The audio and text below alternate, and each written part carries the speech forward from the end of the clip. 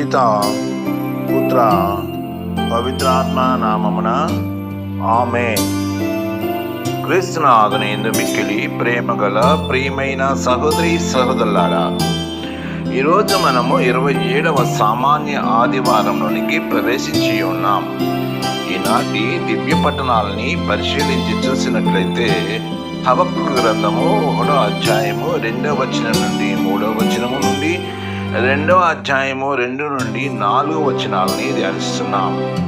ఇక 2వ పట్టణాన్ని పునీత చిన్నప్ప గారు తిమోతిలకు రాసిన 2వ లేఖ 1వ అధ్యాయము 6 నుండి 8 వచనములు మరియు 13 నుండి 14 వచనములు ధ్యానిస్తున్నాం. పవిత్ర సువిశేషాన్ని లూకా శుభవార్త 17వ అధ్యాయము 5 నుండి 10 వచనాలని మనము ధ్యానిస్తూ ఉన్నాం. ప్రియ సహోదరి సహోదరులారా, విశ్వాసము వినయము గల సేవ అనే అంశాన్ని మనము ఈరోజు ధ్యానిస్తూ ఉన్నాం. ప్రియ సహోదరి సహోదరులారా, నేడు మనము ఈ 27వ సామాన్య ఆదివారాన్ని కొనియాడుతూ ఉండగా ఈనాడు 3 పట్టణాలు కూడా విశ్వాసము మరియు వినయంతో కూడిన సేవ గురించి, వాటి ప్రాముఖ్యతను గురించి మరియు విశ్వాసం మన జీవితంలో ఎలా పనిచేస్తుందనే విషయం గురించి స్పష్టంగా బోధిస్తూ ఉన్నాయి. విశ్వాసం అనేది కేవలం ఒక నమ్మకం కాకూడదు, అది మన జీవితాన్ని నిలబెట్టేటువంటి ఒక శక్తి. అంటే ఈ పట్టణాల్లో మనము విశ్వాసాన్ని ఎలా పెంపొందించుకోవాలి మరియు దానిని ఎలా ఆచరణలో పెట్టాలి అనే విషయాలు మనము చర్చిస్తూ ఉన్నాం. ప్రియ సహోదరి సహోదరులారా, విశ్వాసం అనేది కష్టకాలంలో నిరీక్షణ. నీతిమంతులు భక్తి విశ్వాసముల వలన జీవింతురు అని హబక్కూకు ద్వారా ప్రభు మనకు తెలియజేస్తూ ఉన్నారు. క్రీస్తు పూర్వము 686-642 మధ్యకాలంలో ఈ హబక్కూకు ప్రవక్తగా ప్రవచించి ఉన్నాడు. యూదా నేలినటువంటి మనిషే క్రీస్తు పూర్వం 687 నుండి 642 కాలంలో ఈ ప్రవక్త జీవించి ఉన్నారు. హిబ్రూ భాషలో హబక్కూకు అంటే కౌగలించుట. హబక్ అనే ధాతువు నుండి వచ్చినది. కౌగలించుట అనే అర్థాన్ని 3 విధాలుగా మనం అర్థం చేసుకోవచ్చు. మొట్టమొదటిది ఏంటంటే దేవునితో సంఘర్షణ మరియు సాన్నిహితం ఉండటాన్ని మనం చూడవచ్చు. మనం జాగ్రత్తగా గమనిస్తే ఈ హబక్కూకు గ్రంథం ఒక సాధారణ ప్రవక్త సందేశంలా కాకుండా ప్రవక్త దేవునితో నేరుగా సంభాషించే విధంగా ఉంటుంది. ప్రియ సహోదరి సహోదరులారా, ప్రవక్త తన చుట్టూ ఉన్న అన్యాయం మరియు హింసను చూసి, ప్రభు, నీవు నా వేడుకోలును ఆలించుటకు, మమ్ము హింస నుండి కాపాడుటకు నేనింకెన్నాళ్ళు మొరపెట్టుకోవలెను అని దేవుని ప్రశ్నిస్తున్నాడు. హబక్కూకు గ్రంథము 1వ అధ్యాయము 2-4 వచనాలు చూస్తే ఈ విషయాలు మనకు అర్థమవుతాయి. ఈ ప్రశ్నలు దేవుని న్యాయాన్ని అర్థం చేసుకోవడానికి ప్రవక్త సంఘర్షణ పడడాన్ని సూచిస్తూ ఉన్నాయి. యూదా రాజ్యంలోని దుర్మార్గాన్ని, అన్యాయాన్ని ఈ హబక్కూకు దేవునికి ఫిర్యాదు చేస్తూ ఉన్నారు. ప్రజలు హింసతో, అన్యాయంతో జీవిస్తూ ఉన్నారు. దుష్టులు సజ్జనులను అణగదొక్కుతున్నారు. న్యాయము తారుమారవుతూ ఉన్నది. అప్పుడు ప్రభువు ప్రవక్తతో ఇలా అంటూ ఉన్నారు, నేను నీకు వెల్లడి చేయు సంగతి నిర్ణీత కాలమున జరుగును, కానీ ఆ కాలము త్వరగా వచ్చును, ఆ సంగతి నెరవేరి తీరును. ఒకవేళ అది ఆలస్యంగా నెరవేరినట్లుగా కనిపించినట్లయితే నీవు దానికోసం వేచి ఉండాలి. అది తప్పకుండా జరుగుతుంది. ఇక ఏమాత్రం ఆలస్యం జరగదని 2వ అధ్యాయం 3వ వచనంలో ప్రవక్తకి వెల్లడి చేసినటువంటి ఆ సంగతి ఏమిటంటే, దుష్టులు కొనసాగరు, కానీ నీతిమంతులు భక్తి విశ్వాసముల వలన జీవిస్తారని హబక్కూకు గ్రంథము 2వ అధ్యాయము 4వ వచనం మనం చూస్తాం. మనం దేవుని చెప్పిన ఆ నిర్ణీత కాలంలోనే మనం ఇప్పుడు ఉన్నాం. కనుక మనము చెడు మార్గాలను, చెడు జీవితాలను విడిచిపెట్టి నీతి న్యాయముతో విశ్వాసంతో జీవించాలి. దేవుని ఆజ్ఞల్ని పాటించాలి. అప్పుడే మనము శాశ్వతంగా దేవుని రాజ్యంలో జీవిస్తాం. ఇక రెండో విషయానికి వస్తే, సంఘర్షణ తర్వాత ప్రవక్త నిరీక్షణతో దేవుని జవాబు కోసం వేచి ఉన్నాడు. 2వ అధ్యాయము 1వ వచనంలో ఇది మనకు స్పష్టంగా వివరించబడి ఉంది. చివరకు ఈ గ్రంథం ముగిసేసరికి ఆయన తన చుట్టూ ఎంతటి విపత్తు ఉన్నా కూడా దేవుని యందు నిశ్చలమైన విశ్వాసాన్ని ప్రకటిస్తున్నాడు ప్రవక్త. అంటే, నేను ప్రభువునందు ఆనందించెదను, నా రక్షకుడైన దేవుని యందు సంతోషించెదను, సర్వోన్నతుడైన ప్రభువు నాకు బలము నొసగునని హబక్కూకు గ్రంథము 3వ అధ్యాయము 17-19 వచనాల్లో ఈ మొత్తం ప్రక్రియని, అంటే కౌగలించుకోవడం లాంటిదన్నమాట. అంటే దేవుని యొక్క ప్రణాళికలోని విషయాలను అర్థం చేసుకోవడానికి కష్టమైతే చివరికి విశ్వాసముతో మరియు ప్రేమతో దేవుని చిత్తాన్ని మనం అంగీకరించాలి. లేదా దేవుని ప్రణాళికను గట్టిగా పట్టుకోవడం అంటే కౌగిలించుకోవడం అని దీని యొక్క అర్థం.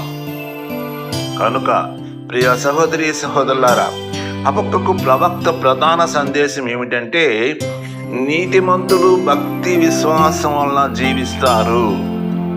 నీతిమంతులు భక్తి విశ్వాసముల వల్లనే జీవిస్తారు అని 2వ అధ్యాయము 4వ వచనంలో ప్రవక్తకు తెలియజేస్తున్నారు దేవుడు. ప్రవక్త నామార్థంలో ఉన్న కౌగిలి ఒక వ్యక్తి విశ్వాసాన్ని గట్టిగా పట్టుకోవడాన్ని సూచిస్తుంది. చుట్టూ పరిస్థితులు దారుణంగా ఉన్నప్పటికీ, దేవుని న్యాయం ఆలస్యం అవుతున్నట్లు కనిపించినప్పటికీ, దేవునిపై ఉన్న విశ్వాసాన్ని ఎట్టి పరిస్థితులను విడిచిపెట్టుకుపోవడం ఈ కౌలికి గుర్తుగా మనం గమనించాలి. ప్రియ సహోదరి సహోదరులారా, అంటే సాన్నిహిత్య పరంగా కౌగిలించుకోవడం అనేది ఇతరులను ఓదార్పునివ్వడం లాంటిది, లేదా భరోసా ఇవ్వడం అనేటువంటి అర్థాన్ని కూడా మనం ఇక్కడ అర్థం చేసుకోవచ్చు. ప్రవక్త హబక్కూకు ప్రజల దుఃఖాన్ని, సందేహాలని తన హృదయంలోకి తీసుకొని దాన్ని దేవుని ముందుకు తీసుకెళ్లి తిరిగి వారికి నిరీక్షణ సందేశాన్ని అందిస్తున్నాడు. కాబట్టి హబక్కూకు అనే పేరు కేవలం ఒక పదం కాదు, అది సందేశం నుండి విశ్వాసం వరకు మారేటువంటి అంశాన్ని సూచిస్తుంది. అంటే సందేహం వచ్చింది కాబట్టి ఆ సందేహము విశ్వాసానికి దారితీయాలి. అప్పుడే ప్రవక్త యొక్క లోతైన ఆధ్యాత్మిక ప్రయాణాన్ని, దేవుని వాగ్దానాన్ని గట్టిగా పట్టుకునేటువంటి మానవ అనుభవాన్ని మనకు కలిగిస్తుంది. దీని యొక్క లోతైన అర్థాన్ని చూస్తే, ప్రియ సహోదరి సహోదరులారా, విశ్వాసం అంటే దేవుని వరం మరియు మన యొక్క బాధ్యతను గుర్తెరిగి జీవించాలి. ఇక 2వ పట్టణంలోకి పోతే, పౌలు గారు తిమోతికి వ్రాసిన లేఖలో క్రీస్తు బోధించినటువంటి స్వచ్ఛమైన సిద్ధాంతాన్ని ఆదర్శంగా పాటించాలని, క్రీస్తు యేసునందు లభించిన నిత్య విశ్వాసం అనేటువంటి ప్రేమల యందు నిలిచి ఉండాలని, ఒప్పగింపబడిన ఉత్తమ విషయాలు మన యందు వసించేటువంటి పవిత్రాత్మ సహాయంతో బదులుపరుచుకోవాలని మరి ఆయన మనకు తెలియజేస్తున్నారు. ఎందుకంటే ఎఫెసు సంఘంలో కొందరు వ్యక్తులు తప్పుడు సిద్ధాంతాలను బోధిస్తూ సంఘంలో అనవసరమైనటువంటి గందరగోళానికి దారి తీస్తూ ఉన్నారు, సృష్టిస్తూ ఉన్నారు. ప్రియ సహోదరి సహోదరులారా, దేవుని బిడ్డలారా, దేవుడు మనకు పిరిగితనము గల ఆత్మను ఇవ్వలేదు. ఆయన మనకు శక్తి, ప్రేమ, ఇంద్రియ నిగ్రహం గల ఆత్మనే ఇస్తున్నాడని మరి ఈ యొక్క 1వ అధ్యాయము 7వ వచనంలో పౌలు గారు చెప్తూ ఉన్నారు. కనుక కష్టాల్లో, బాధల్లో, విశ్వాసంలోనే మనం జీవించాలి. కష్టాలు వస్తుంటాయి, పోతుంటాయి, మానవ సహజం. ఆ బాధలు వస్తుంటాయి, పోతుంటాయి, అది కూడా మానవ సహజం. అయితే నీ విశ్వాసాన్ని నువ్వు కోల్పోకుండా జీవించాలి. దేవుని శక్తి వలన సువార్తకు పాటుపడాలి. అంటే క్రీస్తు సందేశాన్ని మన జీవితం ద్వారా ఇతరులకు బోధించాలి. మనందరం కూడా దేవుని ప్రవక్తలుగా మారాలి. ప్రభు యేసునకు సాక్షిగా నిలబడాలని చెప్పి ఈ పౌలు గారు తన 1వ అధ్యాయంలో 8వ వచనంలో మనకి గట్టిగా సూచిస్తూ ఉన్నారు. ప్రియ సహోదరి సహోదరులారా, విశ్వాసము ఆవకింతంత ఉంటే చాలని ప్రభు కూడా మనకు అనేకసార్లు చెప్పారు. నేటి సువిశేషంలో శిష్యులే ప్రభుతో మా విశ్వాసాన్ని పెంపొందించమని చెప్పి లూకా శుభవార్త 17వ అధ్యాయం 5వ వచనంలో కోరినట్లుగా మనం చదువుతున్నాం. అంటే దేవుని ఆజ్ఞలు పాటించడానికి, క్రీస్తును నిత్యము అనుసరించడానికి మనకు విశ్వాసం ఎంతో అవసరమని తేటతెల్లమవుతూ ఉన్నది. మన క్రైస్తవ జీవితం మన విశ్వాసం మీద ఆధారపడి ఉంటుంది. శిష్యులు వారికి ముందుగానే విశ్వాసం ఉన్నదని భావించి వారి విశ్వాసాన్ని పెంపొందించుకోవాలని కోరుకుంటూ ఉన్నారు. అయితే ప్రభు చెప్తున్నారు, మీకు ఆవగింజంత విశ్వాసం ఉన్నచో ఈ కంబలి చెట్టును పేరుతో పెళ్ళగిల్లి సముద్రంలో నాటుకొనుము అని చెప్పి ఆజ్ఞాపిస్తే అది మరుక్షణమే మీకు లోబడుతుందని లూకా శుభవార్త 17వ అధ్యాయం 6వ వచనంలో ప్రభు స్పష్టంగా మనకు తెలియజేస్తున్నారు. మన జీవితంలో ఉన్నటువంటి అనేక అడ్డంకులు, ఇరుకులు, ఇబ్బందులు తొలగిపోవాలంటే దేవుని మీద మనకు విశ్వాసము, పరిపూర్ణమైన విశ్వాసము, లోతైన విశ్వాసం మనకు ఉండాలి. ప్రియ సహోదరి సహోదరులారా, ఈ విశ్వాస జీవితం బాధ్యతతో కూడుకున్న జీవితం అని నేటి సువిశేషంలో ప్రభు చెప్పిన ఉపమానం ద్వారా మనకు స్పష్టమవుతూ ఉన్నది.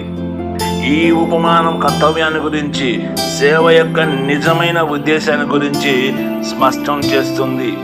ఈ ఉపమానంలో యేసు ఒక యజమాని మరియు సేవకుని మధ్య ఉన్న సంబంధాన్ని ఉదాహరణగా మనకు తీసుకొని వివరిస్తూ ఉన్నారు. ప్రియ సహోదరి సహోదరులారా, ఒక సేవకుడు పొలం పనులు పూర్తి చేసి వచ్చిన తర్వాత వచ్చి భోజనం చేసి విశ్రాంతి తీసుకోనమని యజమాని వెంటనే అడగడు. ఎందుకంటే దానికి బదులుగా ఏం జరుగుతుంది, అక్కడ యజమాని తన భోజనాన్ని సిద్ధం చేయమని, వడ్డించమని ఆదేశిస్తాడు. అంతేకాదు, ఈ ఉదాహరణ సేవకుని యొక్క సమయం మరియు శక్తి పూర్తిగా యజమాని ఆధీనంలో ఉంటాయని చూపిస్తుంది. ఇక్కడ యజమాని దేవుడు, సేవకులము మనమే. కాబట్టి మనము పూర్తిగా దేవుని ఆధీనంలో ఉన్నామని గుర్తిరిగి ప్రవర్తించాలి.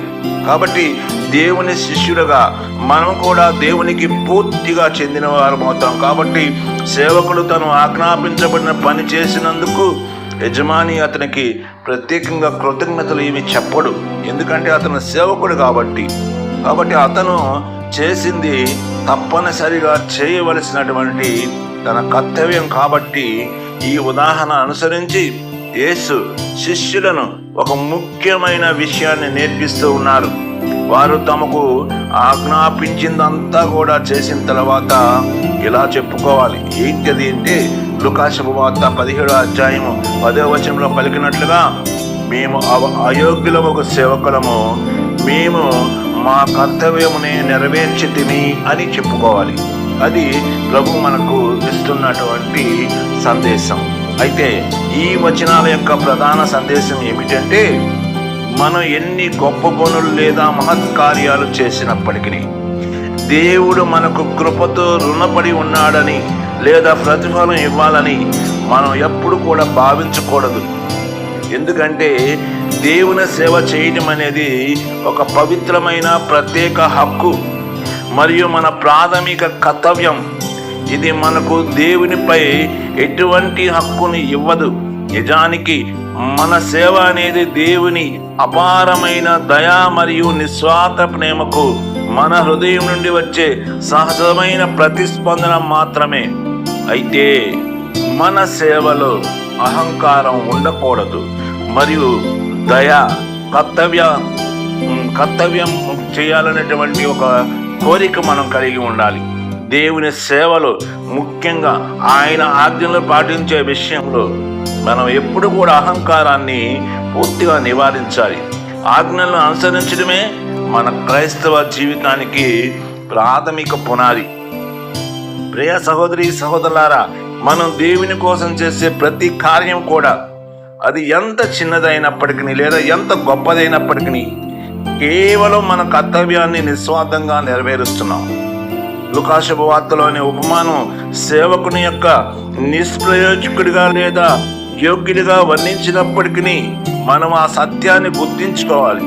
అదేమిటంటే, మనకు లభించే శాశ్వత ప్రతిఫలము దేవుని యొక్క అపరిమితమైన దయాదాక్షిణ్యాల ద్వారానే వస్తుంది. మనం చేసిన పనుల వల్ల కాదు. దేవుడు మనకు ప్రతిఫలం ఇవ్వాలని రుణపడి లేరు. ఆయన తన అపారమైన ప్రేమ మరియు దయతో దాన్ని మనకు ఉచితంగా అందిస్తారు. ఒక క్రైస్తవుడిగా లేదా ఒక క్రైస్తవురాలిగా జీవించడం అంటే తనను తాను పూర్తిగా దేవునికి అప్పగించుకొని ఈ భూలోకంలో క్రీస్తు రాజ్యాన్ని నిర్మించడానికి నిరంతరం శ్రమించాలి. మనం ఎంత చేసినా కూడా దేవుడు మన పట్ల చూపిన మరియు చూపిస్తున్న అపారమైన త్యాగం మరియు కృపతో పోలిస్తే అది ఏమాత్రం సరిపోదు అన్న సత్యాన్ని మనందరం కూడా గ్రహించాలి. ప్రియ సహోదరి సహోదరులారా, కాబట్టి మన అహంకారాన్ని నిరోధించుకోవడమే కాకుండా నేటి సువిశేషము ఒక శక్తివంతమైన ఉపదేశం. యేసు ఈ ఉపమానం ద్వారా మనకు ఏమి బోధిస్తున్నారంటే, మన ఆధ్యాత్మికత జీవితంలో గొప్పతనాన్ని లేదా ప్రత్యేక ప్రతిఫలాన్ని ఆశించకుండా దేవుని ఆజ్ఞలు మరియు సేవను కేవలం మన విధిగా, మన కర్తవ్యంగా భావించి వాటిని వినయంగా మరి విధేయతతో ఎదుర్కోవాలి, విధేయతతో నెరవేర్చాలి. మన సేవ ఉన్న ఏకైక ప్రేరణ కృతజ్ఞత మరియు ప్రేమ మాత్రమే అయి ఉండాలి. ఏ విధమైన స్వార్థపూరిత ఆశలు మనలో ఉండకూడదు. ప్రియ సహోదరి సహోదరులారా, విశ్వాసాన్ని మనం ఎలా పెంపొందించుకోవాలని మనం ప్రశ్నించుకున్నట్లయితే, విశ్వాసం అనేది దేవుడు మనకిచ్చిన గొప్ప వరం.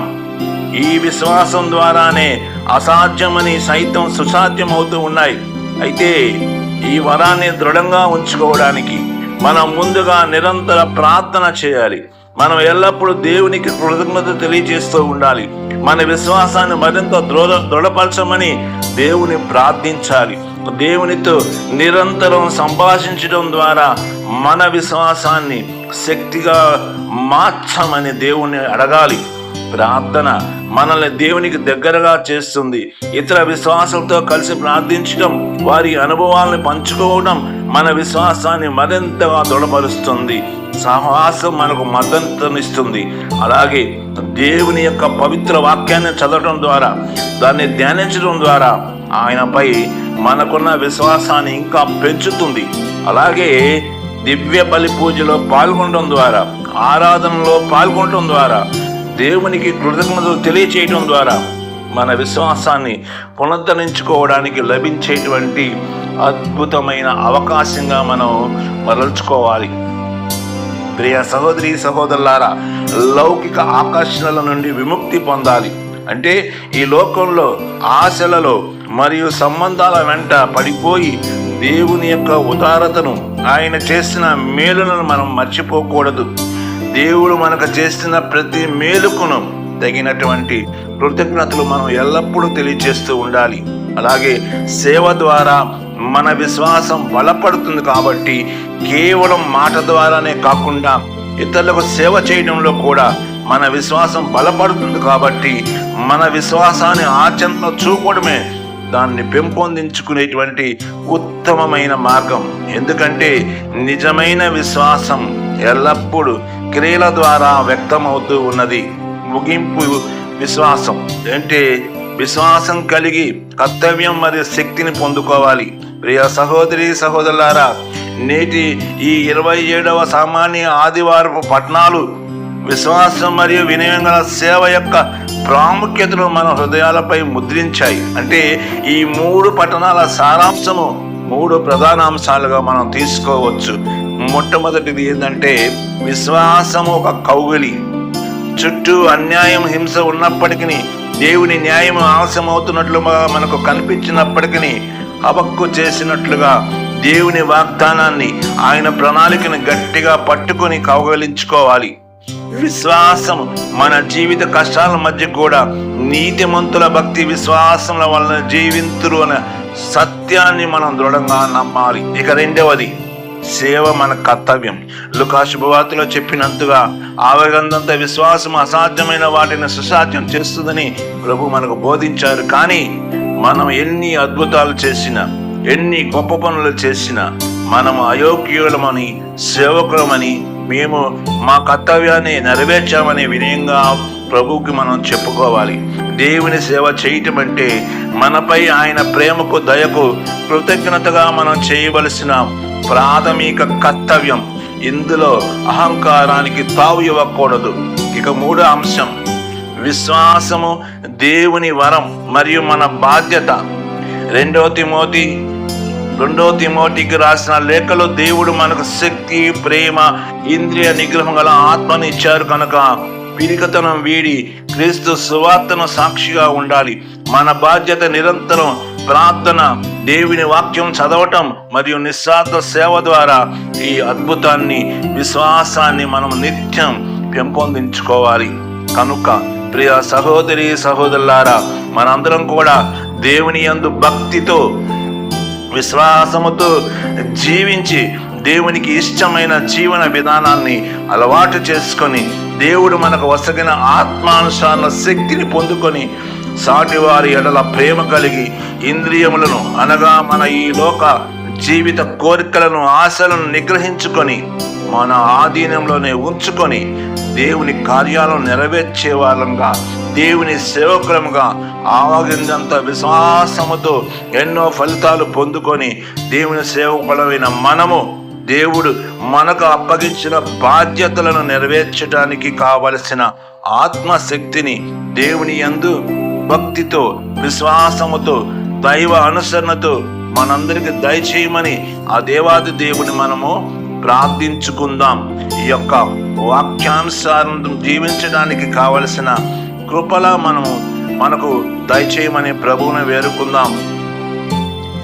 శక్తివంతమైన మనము ఈ సందేశాన్ని గుర్తించుకొని మన విశ్వాసం ఒక నిశ్చలమైన కోటలాగా, మన సేవ నిస్వార్థమైన ప్రేమయుక్త వ్యక్తీకరణగా ఉండాలని, దేవుడు మన పట్ల చూపిన అపారమైన ప్రేమకు మన కృతజ్ఞతను వినయంతో కూడిన విధేయత ద్వారా నిత్యము మన కర్తవ్యాన్ని నెరవేరుస్తూ దేవుని పట్ల విశ్వాసం కలిగి ఆవగింజంత విశ్వాసముతో మన జీవిత కంబల్ని, వృక్షాలను వేరుతో పెళ్లగించి క్రీస్తు రాజ్యంలో నాటుకునే విధంగా ఫలిద్దాం.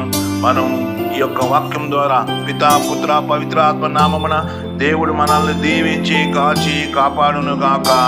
ఆమేన్, ఆమేన్, ఆమేన్.